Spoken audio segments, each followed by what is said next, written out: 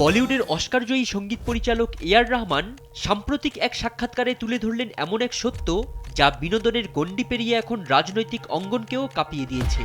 তিনি জানান, গত ৮ বছরে তার কাজের সুযোগ উল্লেখযোগ্য হারে কমেছে, আর সেই ঘাটতি তার মতে শুধু সৃজনশীলতার অভাবে নয়, সাথে আছে ধর্মীয় মেরুকরণের ছায়া।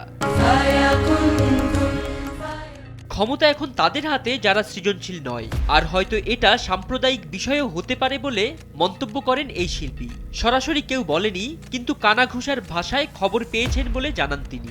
এই মন্তব্যের পর ভারতের রাজনীতি ও বিনোদনের জগতে ঝড় উঠেছে। প্রশ্ন উঠছে, মুসলিম শিল্পী হলে কি বলিউডে কাজ পাওয়া সহজ নয়?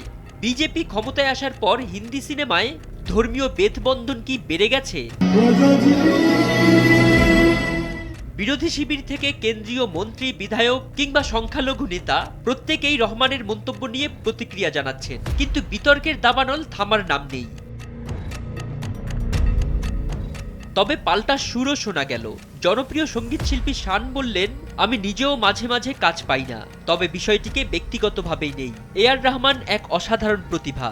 বলিউডের সঙ্গীত সংস্কৃতিতে সাম্প্রদায়িক বাধা নেই, ভালো কাজ করতে হবে, এটুকুই যথেষ্ট। বলিউডের ধর্ম, রাজনীতি এবং সৃজনশীলতার সংযোগ এখনো অনেকের কাছে রহস্য, তবে এআর রহমানের সাহসী কণ্ঠস্বর এক বার্তা দিচ্ছে, প্রতিভা কখনো কখনো ছাপিয়ে যায় সব বাধা।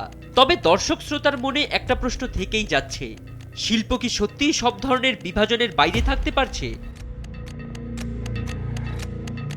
ফরিদ উদ্দিন মোহাম্মদ, সময়ের আলো।